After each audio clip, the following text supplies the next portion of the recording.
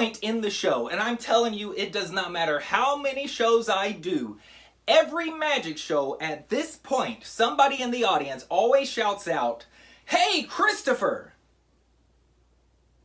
Yep, see? It's always some dad in the back. Thank you. They always shout out at this point, "Hey, Christopher, how do you do your magic tricks?" Sometimes more people on that part. But see, it happens every time. So I'm going to take a moment to teach you how magicians do every single trick they do. I'm going to do it by showing you 1, 2, 3 equal pieces of rope. Now, I say equal because there's a famous magic trick where magicians take a short rope, a medium rope, and a long rope and stretch them all out so they're the same length. And I'm going to teach you how they do that by teaching you the 3 tools that every single magician uses to fool their audiences. The first tool is known as optical illusions. Optical illusions. Optical means eye. Illusion means the life you live on social media versus reality. There's a lot of pretty people on Instagram. A lot of good-looking food, you know what I mean? So, the first thing we do is an optical illusion, tricking your eye. I'll show you what I mean. If I get rid of this rope for a minute, if I take the top of this rope and the top of this rope, cross them over, hold them in my hand like this, if you use your imagination, you can imagine that that is a short piece of rope, and this is one long piece of rope. Can you see it? Okay, it's pretty good, but I'll complete the optical illusion by adding the third piece of rope. And now it really does look like a short piece of rope, a medium piece of rope, and a long piece of rope. That's the first tool magicians use, optical illusions. The second tool is a very important tool. It's a very professional tool that magicians use known as lying. Yeah, magicians lie all the time. That's my job. It's my job to lie. So just never trust a magician. Except when a magician says never trust a magician. You can trust that part. So, if I come out like this, I do the optical illusion, and I say, look, I have a short rope, a medium rope, and a long rope. The optical illusion and the lie makes it seem like 3 different lengths of rope. So now it's easy to do the trick because the ropes are already the same length. That is how magicians do all of their tricks. Of course, real magic would look like this. I'd snap my fingers, and suddenly I'd actually have a short piece of rope, a medium piece of rope, and a long piece of rope conveniently stretched out in applause position. Thank you. Oh, good job. So there you go. Those were the 3 tools that magicians use to... Oh, wait, that was only 2. Oh, sorry about that. Honestly, I'm very bad at math. I am not good at math. In fact, a little side note, 5/3 of all magicians are terrible at math. I don't know if you know that. The third tool that magicians use is known as one ahead. It's our job to be 1 step ahead of the audience. So when I came out here, I actually had a short rope, a medium rope, and a long rope. I did an optical illusion to make it look like 3 equal pieces of rope. I lied and said it was 3 equal pieces of rope, and then I said I was going to show you how to make them look like 3 different ropes so that I could stretch them at It's confusing, but the point is, I was 1 step ahead of you. I'll show you what I mean. If I take this end, and this end, and this end, put them together, it really looks like 3 equal pieces of rope, because see, the ends are all the same. If you ignore the middle, it looks pretty good if you ignore the middle. That's exactly what people say when I take my shirt off at the beach. Looks pretty good if you ignore the middle. You don't need to laugh at that. I don't know why people are... It doesn't matter. So what I do is I take this middle, I put it up here like that, and look at that now. It really looks like 3 equal pieces of rope. That's the optical illusion. I come out, I say I have 3 equal pieces of rope, I lie, and that's how magicians do their tricks. Of course, again, real magic, I'd snap my fingers and I'd have 1, 2, 3 equal pieces of rope. There's 1, there's 2, there's 3 equal... Oh, you're clapping and I didn't even do applause position. Good job. Now, it's at this point in the show, somebody always shouts out, "Hey, Christopher!" Oh, I mean, a lot of people shout out, "Hey, Christopher, can we examine the ropes?" No. Okay. I'll let you examine the ropes. Right here on the front row in the black shirt, you get to examine the short piece of rope. Over there in the pink shirt, you get to examine the medium piece of rope. And the guy who shouted out at the beginning, you get to examine the long piece of rope. Right after I hold it out. in applause position. Oh, there you go. Yeah, check those out. There is tape on the ends. That's just to keep them from unraveling, but there's no Velcro, no magnets, no secret. It's just regular pieces of rope. You can pull on them. In fact, you get to keep those as souvenirs for about 5 minutes. Actually, 5 seconds. I need it back. I'm a magician. I don't have money to just go around buying a bunch of ropes. So give me that back. This is a routine I call Nightmares Professor, because essentially I'm a professor teaching the professor's nightmare. It's very clever. Very, very clever.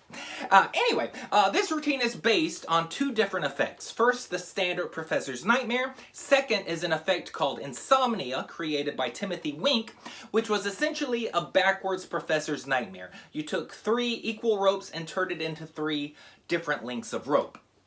And I came up with this because I had learned insomnia years ago, the method, but I forgot it. So I pulled out my standard set of Professor's Nightmare ropes, trying to recreate insomnia, and I realized when I went back to the instructions that it's a completely different method. It's actually a magician fooler, but what I realized is when I did the plot of insomnia with the Professor's Nightmare ropes, it gave me the ability to start with 3 equal ropes, go to 3 different lengths, back to equal, and back to different, which is 1, 2, 3 changes. A standard Professor's Nightmare, generally you go from 3 different lengths to 3 equal lengths and back. That's only 2 changes, and I think story-wise, most movies and plays, they exist on a 3-act structure. So for having the 3 changes, just makes it more satisfying. Now here's what you're going to need. You're going to need 3 pieces of rope. Normally I use a standard magician's rope, but I'm using this red drapery cord just to show you that you don't have to go get magician's rope. All that really matters is that when you ball the rope up, whatever rope you use, when you let it go, it still hangs nicely. You don't have a bunch of weird creases sticking out. Also, you want it to be able to kind of flop around a little, because oddly enough, flopping helps with the trick. What I don't recommend is going and getting a standard set of Professor's Nightmare, because they're cut to nobody's specific body. And you can create your set with a standard set of, or standard bit of magician's rope and cut it so it works perfectly for you. Here's how. First, you want the long rope to be in applause position. That means elbows kind of away from your body, but not too far, and arms about 45 degrees away.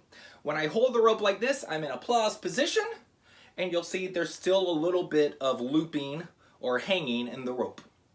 So that's the long piece of rope. The short piece of rope, this again is pretty optional. I recommend 10 to 12 inches. All that really matters is when you fold it in half like this and hold it in your hand, you got about 3 or 4 inches hanging up on both ends over your hand. Again, you want it to flop because flopping helps with the trick.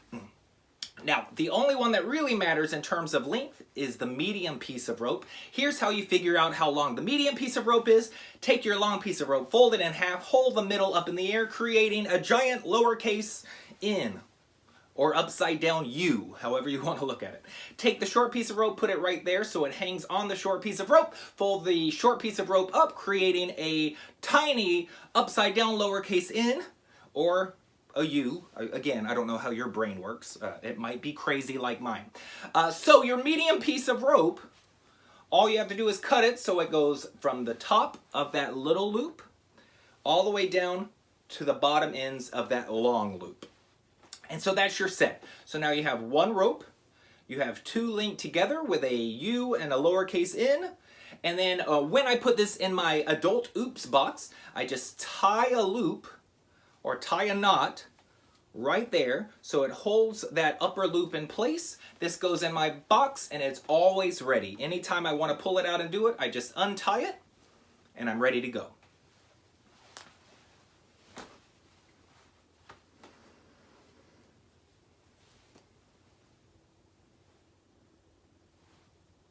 Method! Okay, how do you do the trick? For some of you, these will be basics, but I think I have a few little interesting maneuvers that make it a little different, so you might want to stick around. First thing we're going to do is the convincer to show 3 different lengths of rope. Normally this is done after I've stretched them from 3 different lengths. So this is actually pretty nice because the audience isn't paying that much attention. You don't really have to prove much. So when I just show 1, 2, 3 pieces of rope, because it's the beginning of the routine, they don't know what they're supposed to be looking for. So it's actually a nice thing to do at this point in the routine. What you want to do essentially is you're going to take the single piece of rope. Remember, we have a loop right here. You take the single piece of rope, you're going to put it in your hand, and now you're going to take the double rope, and then you're going to take the single rope. So all together it looks like 1, 2, 3. And the way I just did it works perfectly fine if that's what you're comfortable with. Literally take 1, put it back, take 2, put it back, and take the third one with it. Remember I said flopping around helps. Here's what's beautiful about rope magic. You got 2 hands moving around, you got a bunch of ends flopping around, so the audience doesn't really even know how to keep track of everything. So as long as you're just moving quickly, it looks pretty good. Let's go a little fancier though. How I like to do it, I pull it through my hand. So pull 1 rope through your hand. When I let go, I'm going to pinch it with just my thumb and index finger. At the same time, my ring and index finger are going to go between the 2 ends of that giant loop. So when I bring this back, I'm going to put it in my hand. Notice my middle and index finger are ready to clip those 2 ends hanging right there. So I'm going to leave this rope in my hand, and my middle and index finger are going to clip the double rope. Like this. And then once I clip it, my hands are going to, or this hand, my right hand, is going to grab that loop to make sure it doesn't pull out like that. So again, go away, come back, index and middle finger clip the double ropes, I grab it, and remember I stuck my ring and pinky finger inside that long loop. So now I can draw out the middle loop. So it looks like I'm pulling them out one at a time. There's 1. Then I do the switch, 2, and then this one, you don't have to do anything, it's just a single rope. One other little convincer I personally like to do is I just give a little tug at each end. So there's 1 rope, there's 2 ropes, and there's 3 ropes. Remember, when you pull on this rope, to hold that loop tight so it doesn't pull out through that little loop. So now I've just shown 3 equal pieces of rope. Now it's time to do with the standard Professor's Nightmare ropes, essentially the Insomnia plot. So here's what you're going to do. Get rid of the single piece of rope for now. Now, as far as the audience is concerned, this is just 2 pieces of rope. But remember, we have a little loop right there. So all you're going to do is take that and hold the loop in your hand. And I like to hold it. I'll show you right here. There's my ring finger. My middle finger and my index finger are inside the big rope. And then my thumb just sort of goes right under here. So under the little rope is my thumb and my pinky. And that holds the little rope out like this. That has the big rope hanging right there. Now, because my middle finger is right there in the middle, I can take the medium rope and hang it right on there.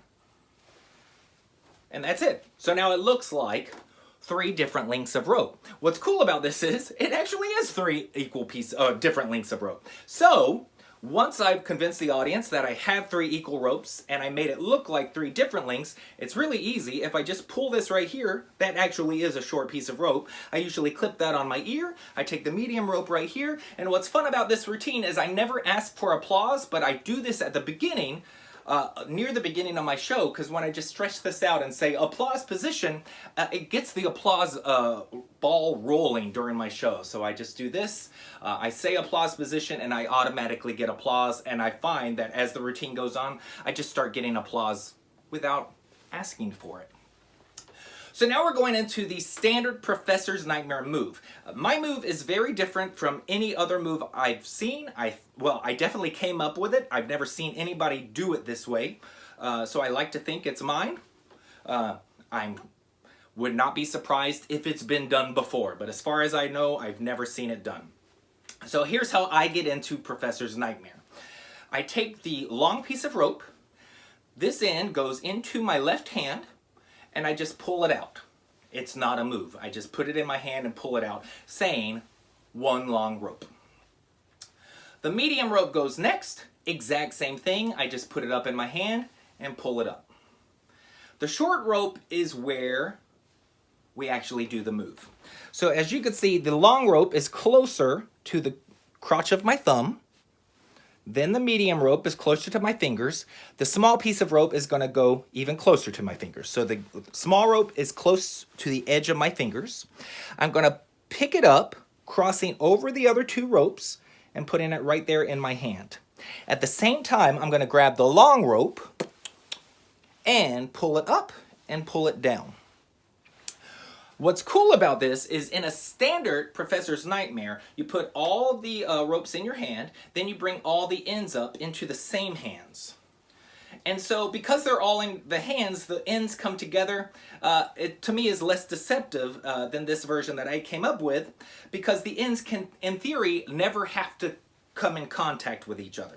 So when you put it all together, you show the long piece of rope, the medium piece of rope, and the short piece of, don't do that, and the short piece of rope. Now at this point we're set, and as far as the audience is concerned, the top ends are there, the bottom ends are there. They never came in contact with each other. So if I gather the ends at this point, I can pull them apart and it's already set. My hands never have to actually touch each other. If you're worried about doing this move, there's an easy solution to make it as easy as possible. Don't forget, the ends are flopping around. You got two hands, there's a lot to watch, so you can really get away with murder. But if you are nervous about it at all, you want to take your time, just do this. I've got one long piece of rope, so just pause. One long piece of rope. I've got a medium piece of rope, and I have a itty bitty baby rope. So you can pause at the before each move, so that when it comes time to do the actual move, you can do the pause and it gives you time to not worry too much about it. But that's it. So now we are prepared, we are set to do the stretching. The way I do it is I take the ends, put them together, I hold them as far away from the other ends as possible and say, look, they're the same length. Then I take the middle, this is the middle of the long rope, and just come up here and hold it in my hand. And it really does look like 3 equal pieces of rope. But we are set for Professor's Nightmare. I can just pull them apart and we're done. Boom, boom, boom. And then I just do the exact same move I started with at the beginning. So I pull out one rope, pull out a second rope, and pull out a third rope, proving that they're 3 equal pieces of rope. When I do the move, there's this single piece of rope, there's the double piece of rope, and then I just take the single piece of rope and hold it in my thumb and index finger. Because that way I could keep track of where it is, and it just goes right there in the crotch of my thumb, and these go right beside it. So I know exactly, without even looking, which one is the medium piece of rope. I know that these are both the short piece of rope, so I just take one and hold it down in my hand. So I know if I grab this end, that's the short piece of rope. If I grab this end, it's the long piece of rope, and then I just take the rest and kind of ball it up in my hand. So then I say, who would like to examine the ropes? Right over there, you can examine the short piece of rope, you can examine the medium piece of rope, and of course back there in the back you can examine the long piece of rope right after I hold it out in applause position. And that's the method. I went through it fast, but feel free to go back and watch this a few times. That's the method for Nightmare's Professor, my take on Professor's Nightmare, with a little hint of Insomnia by Timothy Wink. I hope you enjoy it. It's fun for parents. It's also fun for kids because it is visual and interesting magic. So try it out in your shows. Have fun with it. I've been working on a brand new magic trick. You want to see something brand new? Alright, I'm going to show you something brand new. Here's the thing, it is brand new. I just started practicing it, so if it doesn't work, we just all have to forget about it and move on and pretend it didn't happen, okay? It is a magic trick called the red hanky trick. Now kids, if you don't know what a hanky is, it's just a handkerchief. It's a piece of cloth, a piece of fabric. So what I do is I take this red piece of cloth, a red piece of fabric, and put... Oh, wait, sorry, that's yellow. I should have known it was yellow. You know why?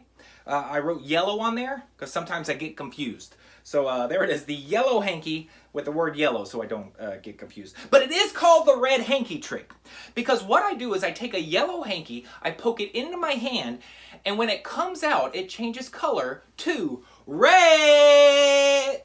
Yellow. It changes to red. No, okay.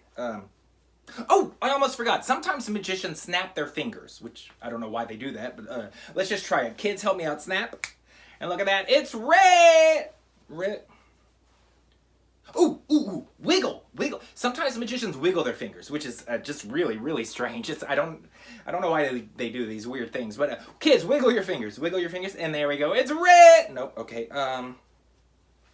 Oh, magic words. My magic words are yay taco, because that's my middle name. So let's try it out. Everybody say yay taco. There we go, and it's red. I told you it's a new trick. So you know what? Maybe if I poke a little more in. Poke it in, it's red. Poke it in all the way. It's red. Okay, remember what I said? We're just going to forget this and move on. So here's what I'm going to do. I'm going to keep practicing this trick. Next time I see you, I promise I'll be able to make that yellow change to red. I'm sorry I couldn't do it this time, but what? Wait, no, that doesn't say red. That says dur. I don't know what dur means, but all right, it's red. We did it. We did it from yellow to red. Give yourselves a big round of applause. Wow. That's pretty cool, but that's not the trick I really wanted to do. I changed the word yellow to the word red. What I wanted to do was poke the yellow into my hand, and it actually changed to the color red. So here's what I'm going to do. I'm going to go home. I'm going to practice this trick. Next time I see all of you, I'll be able to poke that into my hand. When I pull it out, it'll come out red, okay? And then I'll poke it in a little more yellow. It'll come out red. When I poke it in all the way, the whole thing comes out red, okay? I'm going to keep practicing that. Next time I see you, it will be able to change to red. Unfortunately, I can't do that for you today, so I'm sorry I can't do that. Anyway, I'll put that away. Sad. So this is a routine I call yellow to red. Not a very creative title, but that's okay. To do it, you're going to need a few things. Speaking of yellow and red, you're going to need yellow and red silks. These are 12-inch silks, 2 yellow silks, 1 red silk, and a dye tube. This is the Vernay dye tube. You might get a glimpse of that and wonder what it is. This is a strong magnet glued on there. Every box and case I have has a little metal part somewhere in it, and that just goes on there so it won't flop around when it's moving around. I can always find it. So that might be a little good tip for you right there. Bonus. Now, you're going to have to get words on these silks. This was just written with black Sharpie marker. These were just eyed. I eyed them. I didn't do any kind of pre-planning. I just wrote the word red and the word yellow with black Sharpie marker. And I don't mind that they look hand-drawn because I say in the routine, I wrote this. If you want a more professional look, this is from a similar type of effect, but a different routine. This one looks a lot more professional. And to do that, I just simply printed out on my computer the words that I wanted in a font that I liked. I put that piece of paper under the silk and then just traced through it with the black Sharpie marker. And that could have been printed. That looks pretty professional. The Sharpie does bleed slightly. You can see a tiny bit of bleeding, but from a foot away, nobody will ever notice that. So you could get a really professional look. But again, I just eyeballed it and wrote the word yellow and the word red. Now to prepare the silks, like I said, the Adult Oops box has no preparation. That's a bit of a lie. There's about 30 seconds of preparation for this trick and another trick. And the preparation literally is about 30 seconds because all you do is take the right-hand corner of the red silk. So if I'm holding it like this so the audience can see red, the fingers holding that right-hand corner, that goes in first. So you're just going to poke that into the dye tube. So just a tiny bit pokes out the end, and then you poke the rest in on top of it. Next, the red silk goes in on top of that yellow red silk. All right, that's confusing, but the yellow silk that has red on it. Okay. So we have the red silk on that end. We have the yellow silk on the other end with that red right-hand corner poking out just a little bit. All right, that's your setup. That took about 5 seconds. So when I go to my car, if I need the adult oops box, I do that 5-second setup, and basically now I can walk in and the show's ready to go. So this just goes in my middle finger, pushed against my palm, and that just holds it in place. So now I hold the yellow silk, I bring it out, and I do the joke about we're gonna do the red hanky trick. Now, if you're doing a party with a couple of kids and a bunch of adults, generally the kids will not necessarily have the confidence to shout out that that is actually yellow and not red. If that's the case, basically I just say we're gonna do the red hanky trick. Wait, sorry, that's yellow. I should have known it was yellow because look, I wrote yellow on there. If you do have some outgoing, loud kids, I also do this for standard kid shows. So if you have a whole group of kids, I guarantee you, if you say, we're gonna do the red hanky trick with this red piece of cloth, the kids will start shouting yellow, yellow, yellow.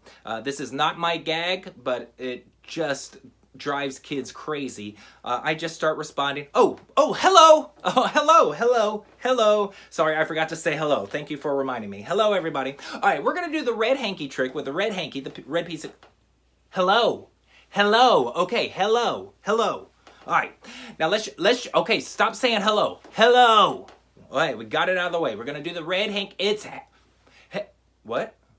Oh, it's yellow. Were you saying yellow? Oh, sorry. You're right. I should have known it was yellow because it says yellow. By the way, if you really want to get parents to laugh at your kid's show, one way to do it is to just act like you're really annoyed with their kids.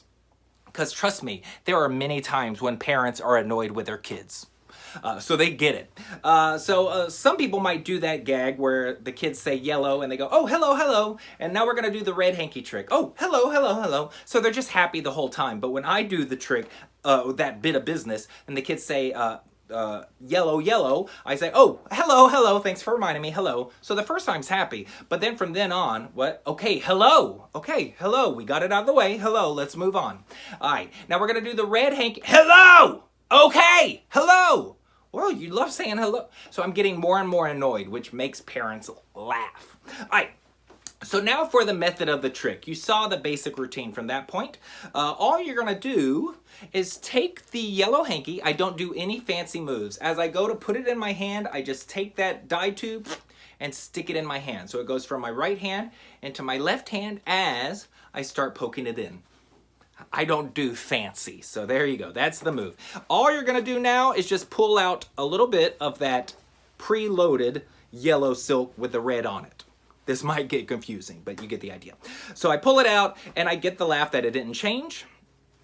I say red again, it doesn't happen. I get them to wiggle, doesn't happen. So I do that a few times. Then poke a little bit more into the top and then pull a little bit out. You want to make sure there's more still in the tube because the final move really makes this very deceptive. This is a move I learned from Dwayne Laughlin, who's brilliant with silk magic. What I'm going to do is poke this all the way in, and what I'm going to do is basically grab that dye tube with my middle finger and thumb, and I'm just going to pull it out of my hand. But at the same time, my pinky and maybe my ring finger are going to pinch tight on this silk that's coming out the bottom. And when I do that, so I pull up on this while grabbing this, it allows the silk that's still in there, the rest of this silk, to pop out over my hand. And at the same time, I'm just gonna move my hand down and grab the bottom of that silk. Because this pops up, nobody really pays attention to this hand because they're paying attention to this right here. So this comes up, I immediately grab this, and I pull it through. If they think there's anything suspicious going on, they think it's this hand. But at this point, what's great about this routine is they don't think anything suspicious is going on because they don't think anything's happened. So finally, I just open it up. The nice part is I put this corner in first, so I know that this is the corner my right hand needs to grab. So all I have to do is open it up, and it's generally in the right space. The only thing that might happen is it might open like this. So that's the only thing you have to keep your eye on is, oh, there it is. All right. It always gets a laugh when I say "der." Parents always laugh at Durr. I don't know why. So that's it. Then the final part of the routine. And this really gives it such a satisfying ending. And it harkens back to those old, the 6-card or 5-card repeat where you went to the magic shop and they didn't have it in stock and you went to talk to the magician and he wouldn't teach you. And so unfortunately, I can't do that trick for you today. This sort of harkens back to that idea. And I found that parents really laugh at this a lot and they clap for this a lot. And so we're just doing the exact same move. The red, the yellow silk with the red on it goes in, and then we just poke a little of that red out, poke a little yellow in, pull a little red out, and then finally, same thing. We left some red in. I'm gonna poke this in, pull up on the dye tube while pinching the red silk, which allows the rest of the red silk, it didn't in that case, but to pop up, come down and grab it, and I leave my hand closed as I show this. I ignore this completely. I'm talking like I can't do the trick. If there's any suspicion, parents especially, think that maybe this hand is guilty. So at some point while I'm talking, I just open the hand. Well, I'm sorry I can't do that for you. Anyway, next time I'll be able to do that, and I put it away. One little note, first of all, that always gets a laugh and an applause from parents. But one little note, kids, if you have a big group of kids or you have outspoken kids, they will insist that you know that that is red. If you have older kids, they will kind of laugh along with the joke and let you just move on. But if you have younger kids, they will keep shouting red, red, red. So as I put it away, I will often just drop off the dye tube. And if there are kids that insist I know, I will go, oh, it did change to red. And now I have every ability to show it completely empty because I got rid of the dye tube. So it's completely gimmick free. It did change the, well, you give yourselves another big round of applause. And that is my brand new magic trick, the red hanky trick. Thank you. That's a little routine I call yellow to red. I missed the camera. That would have been cool if it hit the, you know, just. Before we go any further in the show today, let's all give Tommy a big round of applause for his birthday. I heard Tommy's 8 years old, is that right? Well, when I was 8 years old, that was a very special age for me. Because on my birthday, when I turned 8 years old, that's when I got my very first magic set. So I don't normally do this, but whenever I'm at a party for somebody turning 8 years old, I like to do a few tricks out of my first magic set. Can I show you some of them? Oh, okay. Does anybody have a magic set or a magic book? If you do, you might know some of these tricks, but they were the first tricks I learned. Now, this is not a joke. This first trick is the very first trick I ever learned. It was a little vase, and in the vase was a little red ball. And all I had to do when I was 8 years old is put the ball in my pocket, put the lid back on the vase, snap once, snap twice, snap 3 times, and the ball goes back in the vase. Nobody liked that trick when I was 8 years old either. That's okay.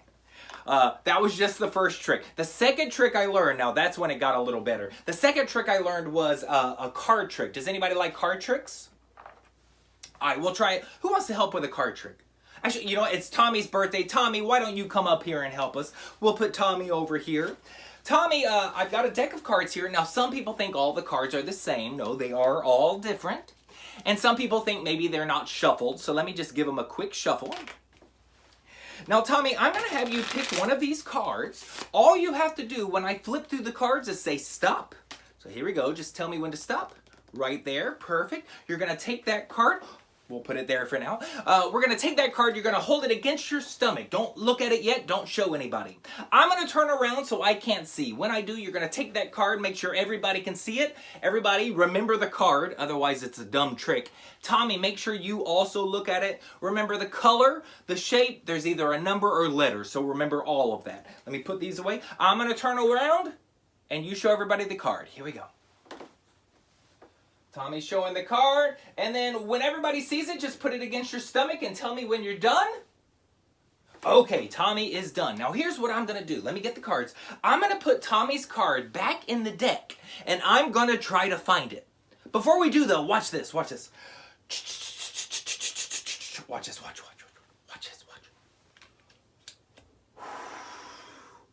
Ooh. Wait. Watch. Watch.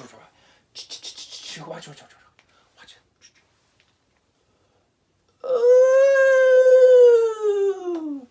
Wait. Watch. Watch this.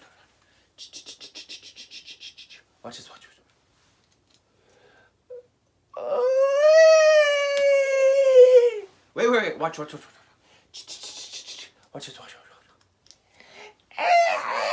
I can't go that high. Ooh. All right, Tommy, go ahead and put your card back in the deck so I can't find it. Somewhere in the middle so it's hard to find. And then, of course, Tommy will put the card somewhere in the middle. I'm going to find Tommy's card. Let me look.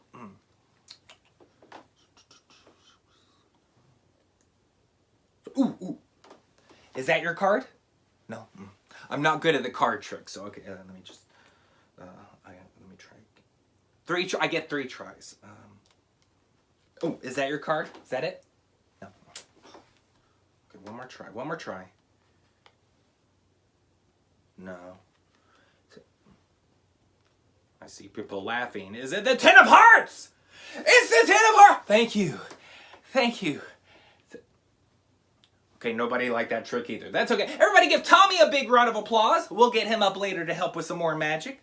Thank you, Tommy. Okay, so nobody liked the vase trick when I was 8 years old. The card trick, but this last trick, now this one fooled everybody. Nobody ever could figure this one out. Watch this. It was a pretty silk hanky trick.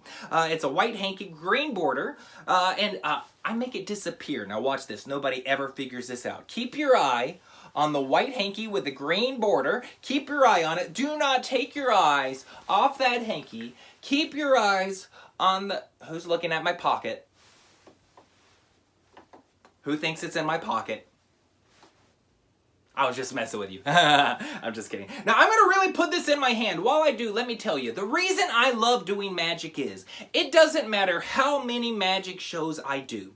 Every time I pick up another magic trick, I'm immediately transported back to that birthday when I turned 8 years old. When I got my very first magic set. The magic set with that little red ball, the vase, the pretty silk hanky,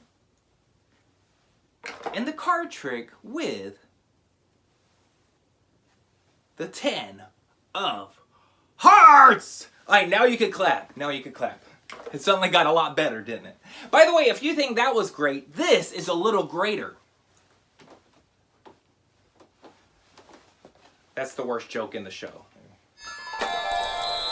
So this is a routine I call Birthday Memories. Little side note, I do this exact same routine for Christmas shows, except I call it Christmas Memories. And the only difference is, instead of talking about that birthday when I got my very first magic set, I talk about that Christmas morning when I got my very first magic set. Another little side note, it doesn't matter how old the birthday child is, that's always the age when I got my very first magic set. This routine is based on an idea by Dwayne Laughlin. He came up with the overall plot of the routine of combining the ball and silk vase and the silks with the cards on them, the card silks, and the playing card trick. He came up with all of that. And I learned that from a lecture from him, and I bought my set of props from him. Unfortunately, he doesn't sell them anymore, so you'll have to kind of put all these together. What I did with the routine is I came up with a storyline of talking about my very first magic set, and I put the shtick along with each of the phases of the routine. So let's talk about what you'll need. First, you'll need a ball and silk vase. This is a really nice wooden one. Like I said, I got this from Dwayne Laughlin, but he does not sell it anymore. So you'll have to look around. If you Google ball and silk vase magic trick, you'll find a lot of sources. Just look around for one that looks nice for you. The only difference between a ball and silk vase and a ball and vase is that the vase has a hole in it. And basically, you're going to shove a silk in that hole, and it's going to stay there until you're ready to push it up to reveal in the routine. You're also going to need 2 card silks. You're going to need a blank card silk, and then one with a card printed on it. You need a deck of cards. This deck is set up for whatever your favorite force is. In my case, it's set up to reveal the 10 of Hearts. It doesn't matter what that card is as long as it matches your card silk. Otherwise, it would be a terrible ending to the trick. The final thing you'll need is this. This is something I added to the routine. These are called the Ultra Diminishing Cards. I've had a hard time finding them at magic dealers, so I get my sets at eBay. So Ultra Diminishing Cards magic trick, Google around, eBay, Amazon, look around for it. You'll find it. What it is, it's a stack of cards, and then it's the simplest trick ever because it's just literally little shelves on the back of each card. So to prepare it, you just put each little stack with its own shelf on it into the shelf on the back of the bigger set. Let me see if I could get it in there while I'm on video. There we go. So that's the preparation. You're just going to put all the stacks there. If you are OCD like me, I make sure that this card, this is the 9 of hearts, the card behind it with the shelf on it, that's the 9 of hearts because I'm nitpicky. But honestly, the cards are getting smaller. Nobody can really see those details, but for some reason I care. So that's all you need in terms of magic props. The last thing you really need, if you want to add it to the routine, is just some sort of box. This is a Christmas gift box I got at a store at Christmas time. And I just prepare it by putting the cards inside, those ultra diminishing cards. Next to them go the deck of cards, and that helps hold them in place. Next goes just the base. Of course, you'll have to change this depending on the size of your box, but the vase goes right there, or the pedestal of the vase. And then I just have a folded sheet of regular old printer paper, and that goes right there next to the pedestal. And what that does is it keeps it all aligned and gently pressed together, and that helps keep those ultra diminishing cards in a position where they're not falling out and tumbling around. Finally, you're going to fold up your blank silk that goes in the bottom. The top part of your vase goes in there, and your ball. One thing I forgot to show you is the preparation of the silk inside the pedestal. What I like to do is I take just the corners, the 4 corners come together, I ball them up just a little bit, place those in the bottom. This is the part that the ball sits in, this is the bottom of the vase. Just push those up in there, push the rest of the silk in with it, and it just sits right there. And when you're ready to push it into the vase, you just literally push it with your finger, which we'll get to.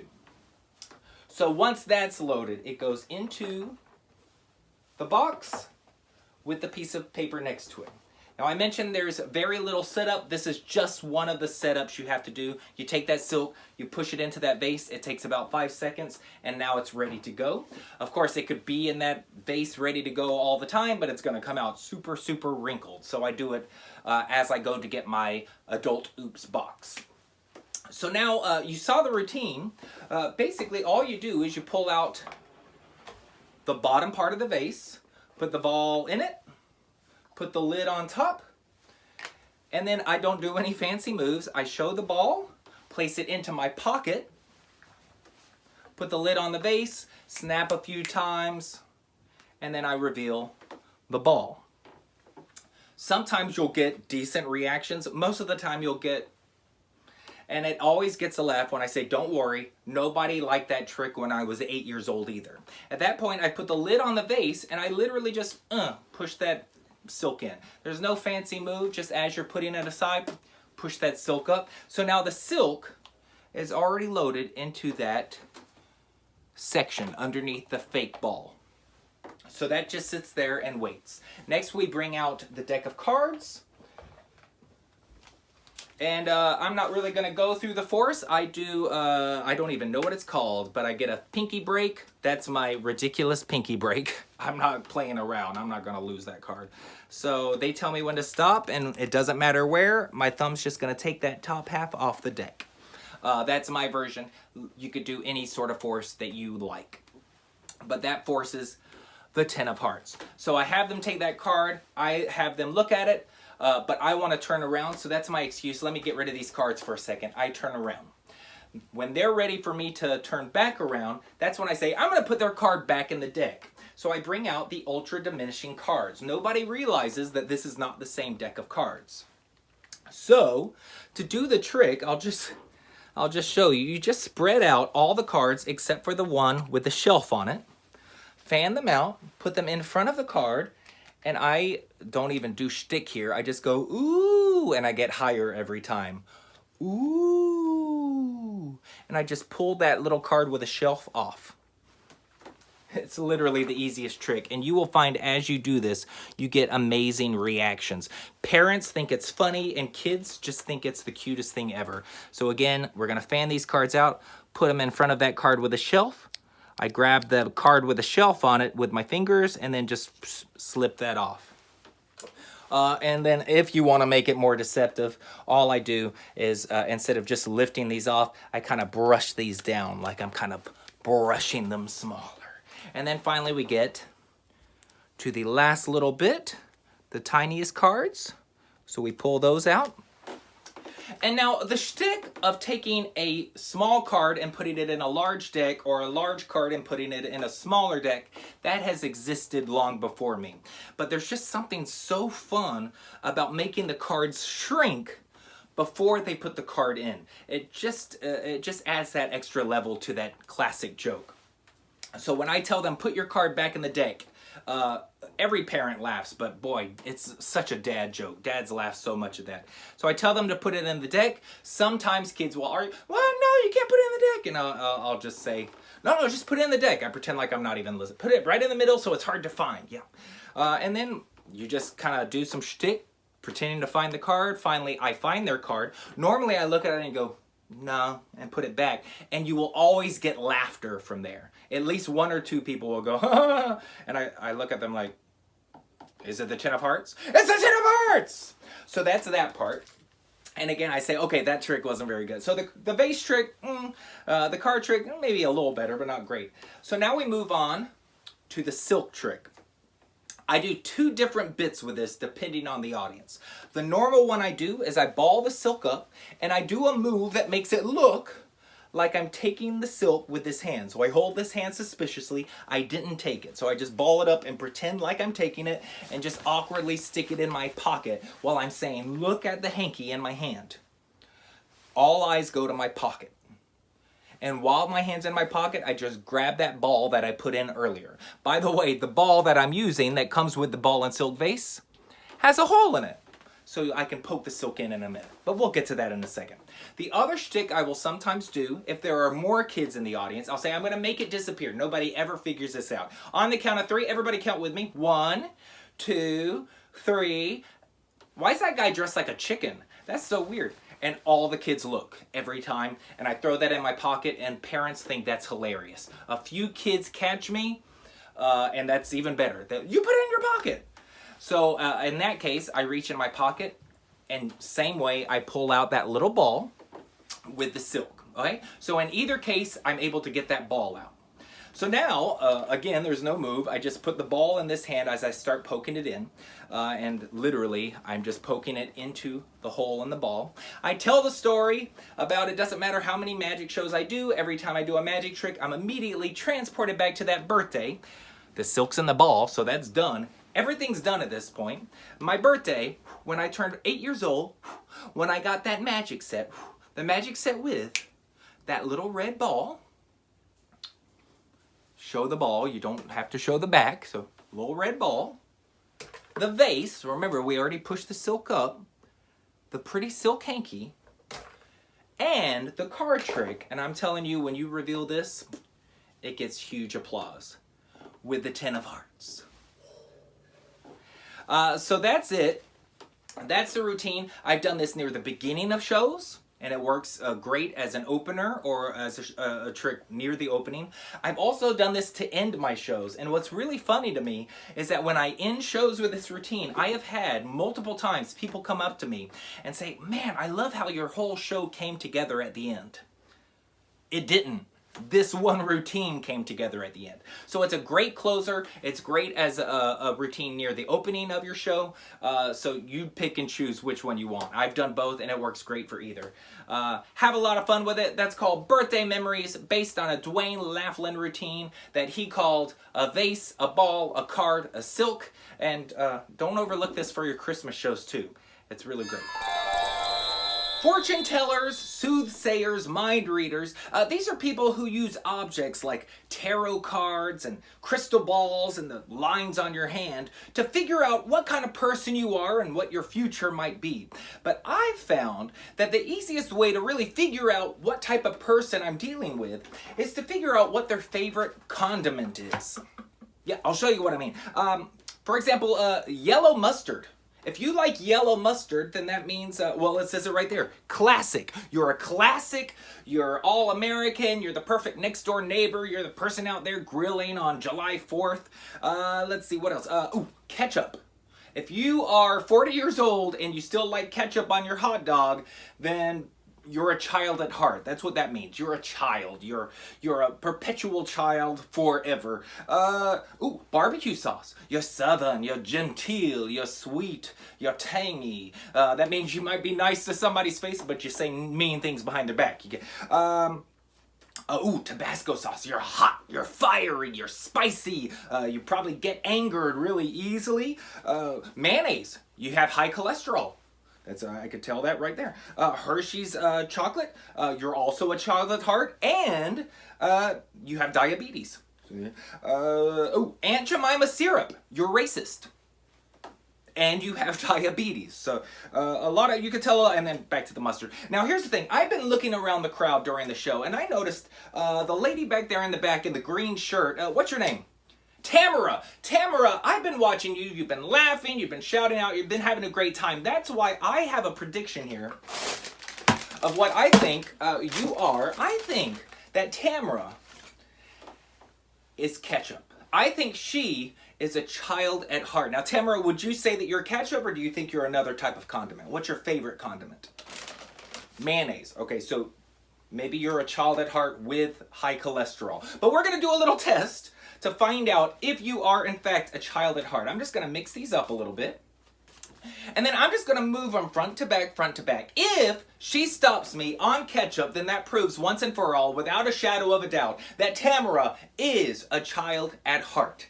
So Tamara, whenever you're ready, you just say stop.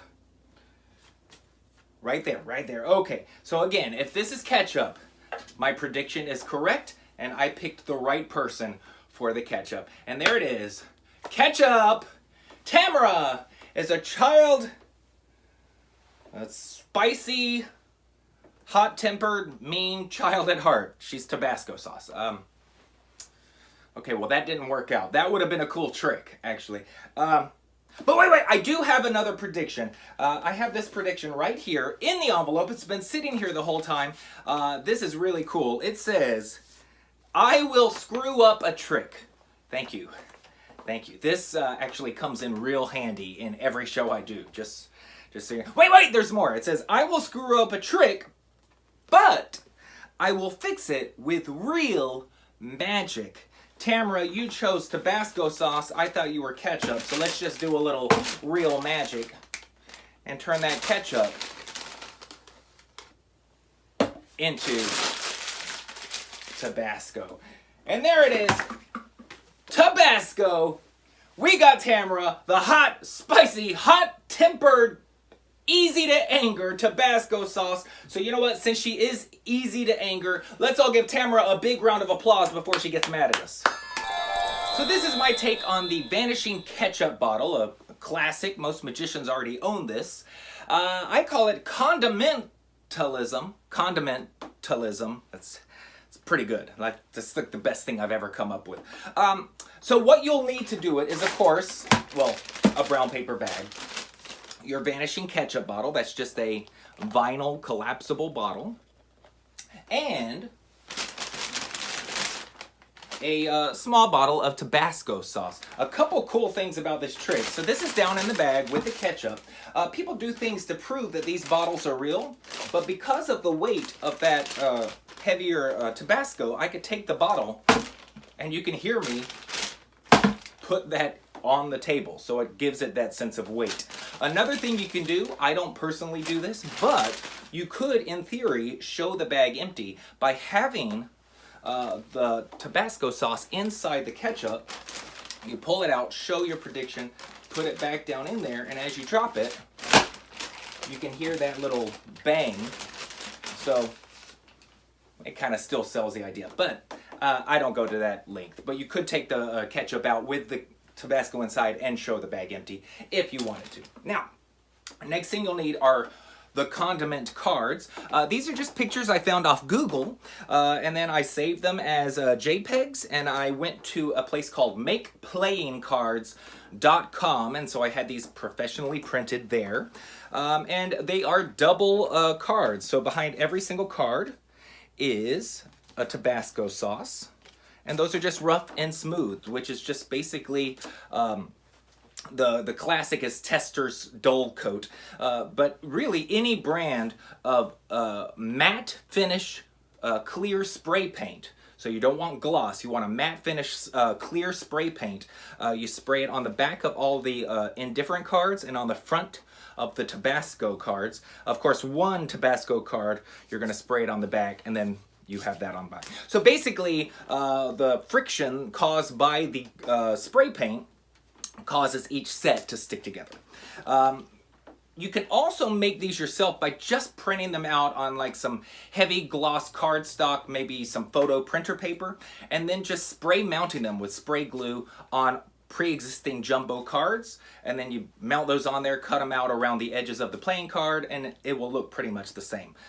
So that's that. You also don't have to do rough and smooth. You can just do a normal like Hindu shuffle force, but I like the rough and smooth. It means it's super easy. The last thing you need is basically this is a 6 by 9 inch envelope that fits inside the box.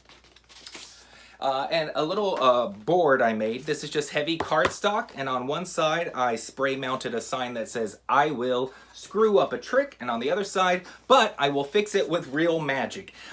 Honestly, if you do any kind of mentalism routine where you get it wrong, but you do some sort of magic trick to fix it, you can put this into your show if you're already doing a routine like that. This is an extra joke that always gets a laugh. So to do the trick, all you do is you introduce the cards, give a little description about each one, and then reveal, have somebody in the audience pick somebody and say, I think that you are ketchup.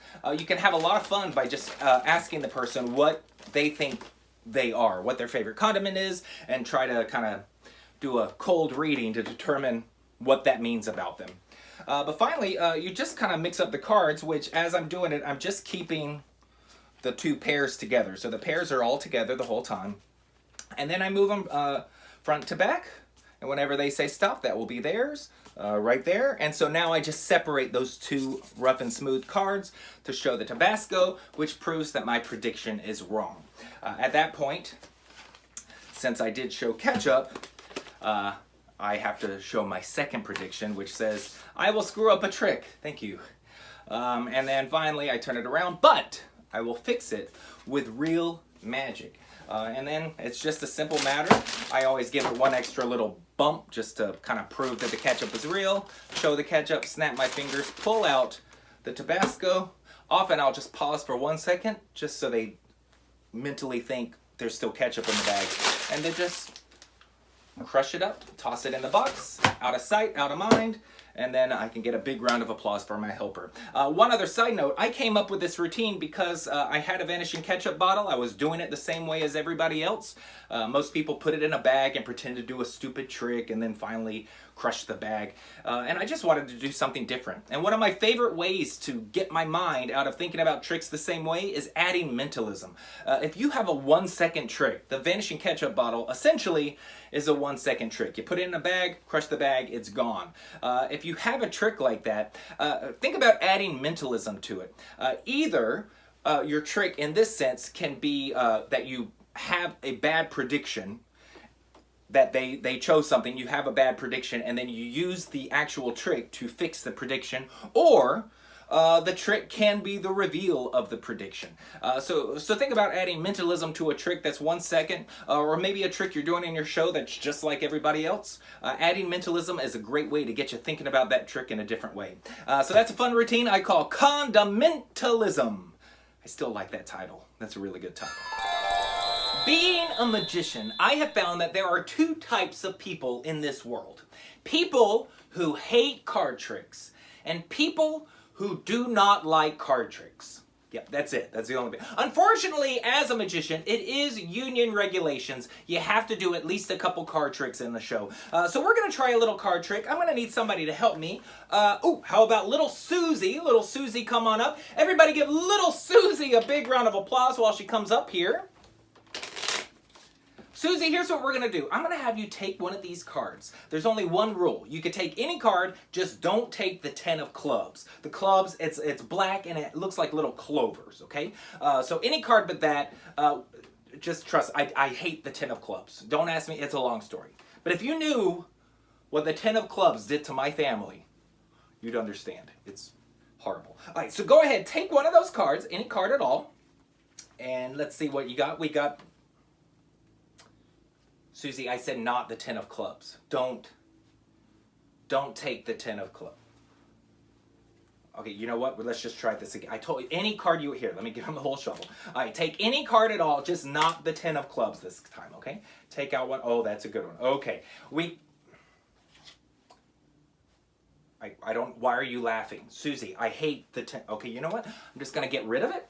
And then we don't have to deal with it, all right? Take a different card this time. Luckily, it won't be the 10 of clubs. All right, show everybody your card. Now, what we're going to do with... I put the 10 of clubs in my... She's a wizard! I'm not messing with her. All right, apparently, since she has magic powers... and she loves the 10 of clubs, we'll just use the 10 of clubs. Watch this. I'm going to place the 10 of clubs into the middle of the deck. It goes in. No tricky moves. Wave my hand, snap my fingers, and look at that. It jumps to the top. Ooh. Wait, no. Any magician can do that. What would be amazing is if Susie can do that. So go ahead. Wave your hand, snap your fingers, and look at that. Oh, jumps to the top. Wait, she can even do it backwards. Watch this. Now snap your fingers first. Now wave your hand, and it jumped to the bottom. Give her a big round of applause. That's cool. They're actually all the 10 of clubs. It's an easy trick. They're just all the 10 of clubs. Except this, I have no idea how she did that. That's crazy. Here's what we're going to do. We're going to try a little different trick with these 10s of clubs. 10 of clubs. 10s of clubs. I don't know. I brought a little prediction of the future. You could tell it's a prediction because it has a little question mark on the front. This is my prediction of the future. It's not a prediction of the past. That's just called remembering things. But here's what we're going to do. Susie, I want you to take a card. Now, this is not predicting the future, but it's going to be the 10 of clubs. That's just reality. So there's the 10 of clubs. Susie, are you here with a grown-up? Oh, back there. Is that your dad? All right, what's your name? Steve! Steve, I want you to look at this 10 of clubs, but I want you to imagine that it's not the 10 of clubs. I want you to look at this card and see any other card in a deck of cards. All right, do you see a different card? He's crazy. Whatever card you're looking at, just shout it out. The 3 of diamonds. The 3 of diamonds. Now, just so we don't forget what card he said, we're going to take his 3 of diamonds, turn it upside down, and put it back in the deck. That way we know that that is his 3 of diamonds. Now, like I said, I have a prediction right here. If the 3 of diamonds was in this bag, would that be good? No, if the 3 of diamonds is in this bag, that would be crazy. In fact, if the 3 of diamonds is in this bag, you all have to go nuts, you have to cheer, you have to pump your fists in the air and go, whoa, and cheer and clap. You got to do everything. All right, let's see. And look at that. It is in there. There's the 3 of diamonds is in there. Thank you. It's in there. Trust me. It's a deck of cards. No, there is a little more. You see, we took Steve's 3 of diamonds, the 10 of clubs, but his 3 of diamonds, we turned it upside down, put it back in the deck. Here's the crazy thing. Before the show today, I went through this deck of cards. I took one card, turned it to face the opposite direction. And the one card I happened to turn around was... Actually, that would have been really cool if it was a 3 of diamonds. And it is the 3 of diamonds! Give Steve a big round of applause, and let's all give Susie a big round of applause. You could go back to your seat, and that's my prediction of the future. And don't worry, we have no more card tricks. That was the last one. Cheater's Ambition. That's what I call this take on the Invisible deck. It's Cheater's Ambition because it's also the ambitious card, but I'm cheating. There's no skill, as you can see when you watch the routine. To do it, you need 2 things that you probably already have just sitting around. You need an invisible deck, and you need a one-way force deck. It can be a deck of any cards. Mine are the 10 of clubs. It's just the one I had. Alright, so that goes in the box, and then the only other thing you need is either an envelope. I like this small bag. I got this in like the craft section at like a Walmart. I don't even know, it's for like a gift bag. You put little small gifts in it. So I put the invisible deck in there, and there is a question mark on it just to make it look like a prediction.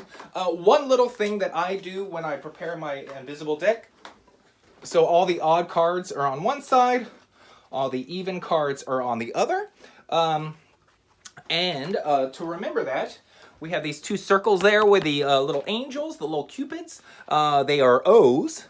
Circles are O's. So odd cards face that. That way I always know where the odd cards are facing. So if the person chooses an odd card, I open it up with those circles facing me. If they choose an even card, I open it up so I know the even cards are facing me. But those O's let me remember which side of the deck is facing which way. So that goes into the bag. And this generally just sits pretty flat inside my little box, so it sits like that. This deck is on top. And the only other preparation, and often when you get one of these one-way force decks, they often come with these, a few indifferent cards. I just take, I keep one indifferent card in there, and I just put that in my pocket. That's part of the setup when I am in, oh, and I still have a 10 of clubs in there, when I am in the car before I bring everything in. So I take that one indifferent card, place it in my pocket, and now that is ready to go. So for the trick, of course, the first part, it's not even self-explanatory. It is explained in the performance. You have the child choose a card, do whatever you want. You could do any kind of force you want, but they're all the same, so it doesn't matter. And then I just set it up that I don't like this card. It did something horrible to me. So they keep choosing it, and what's really funny is just when you notice it, just take a second to stare at the child. And 2 things are going to happen. The child will generally give you something. They might laugh, they might be like, ah, but whatever they do, it's going to be endearing to the audience. And that's what's really enjoyable for parents to watch. It's, again, that back and forth between me and the child. So, just give them a look. Give them a second to perform, basically. You put it in a couple times. After they pick it twice, I just put it in my pocket, keeping track of it's either on this side of my pocket or that, but I just feel the other card and I know where it is. So when they pick it again, I'm confused, and I reach back in here and I just pull out the indifferent. She's a wizard! Now there's nothing trying to convince people that these aren't all the same cards. But this is, it's odd, but this is sort of a little convincer that maybe these cards are all different. I don't know, just the fact that they saw a different card. So then we do the ambitious card for a couple times. Again, there's no skill because they are all 10 of clubs. And then I like having them do it backwards, and it's on the bottom, and then that's the point where I do this and show that they're all the same. It's funny because even though it's so obvious they're all the same cards, I get people reacting like, oh, oh, like they actually were fooled for a second there until I revealed it. So that's it. That's the first half of the trick. Now all we do, I hold up one of the cards, somebody looks at it, and I just say, so we don't forget it, we're going to turn it upside down so we don't forget that that's his 3 of diamonds. It makes no sense whatsoever because it looks like all the other cards, and it doesn't necessarily, it hints at where we're going, but it doesn't necessarily make it too clear. So when it happens, it's still surprising. So it makes it completely, it makes sense with the story, but it's not saying, here's what's going to happen. It just a weird thing we're doing. So here's my favorite thing on the invisible deck, and I learned this from Scott Alexander. I never did the invisible deck because I don't want to do any trick that involves math in my head while I'm trying to perform. But then Scott Alexander pointed out, if you're doing it like this, you have to do math in your head because you're looking down and you got to do the, like, I think it adds up to, I don't even know, 11, 13, something like that. Well, if you're doing it for an audience, you can hold the cards here. And now there's literally no math because I am literally looking at the cards. So in my case, in our little version we just did, I just went through, found the 3 of diamonds, pushed it out, and there you go. There's zero math, there's zero thinking. You just go through until you see the card, and there's the King of Hearts. Super, super easy. And that's it. That is my take on the invisible deck and ambitious card. It's just a little different than all the other normal invisible decks where you actually use an invisible deck. So there you go. And I can't stress enough how much fun it is for the parents and for the kids watching and for the kid on stage that they just keep happening to pick the 10 of clubs. I only do it like 3 rounds or so, but you could do it 5 or 6 times. Like it just seems to get funnier every time, especially if you appear to get more annoyed every time it happens. So have fun with that. And one little thing, that idea with the all 10 of clubs deck and the kid choosing the different cards and the ambit, this can be used as a prelude to any other card trick. So feel free to stick that into any other routine. And you'll have a fun little intro before you go into whatever trick you're going to do. So there you go. That is something I call Cheater's Ambition.